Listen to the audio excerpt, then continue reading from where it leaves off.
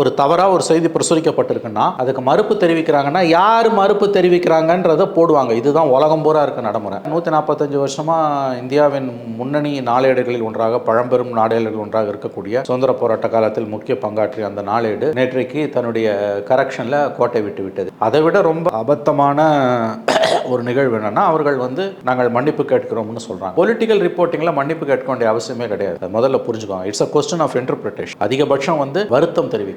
மன்னிப்பு கேட்கணும்னு அவசியம் இல்லை. யாரையும் நீங்க அவதூறுலாம் ஒன்றும் பண்ணல. பொலிட்டிக்கல் கமெண்ட்ரியில் it's a question of interpretation. நேருவோட ஸ்பீச்சை நீங்க எப்படி வேணா இன்டர்பிரட் பண்ணலாம். நேரு பேசுறது அவர் சொல்ற மாதிரி தான் போடணும்னா அதுக்கு பேர் ஸ்டெனோகிராஃபி. பத்திரிகை இது கிடையாது. ஆகவே இது ஹிந்து ஆங்கில நாளிதழோட நடவடிக்கை என்பது ரொம்ப ஆச்சரியமானதாகவும் அதிர்ச்சியாகவும் இருக்கிறது.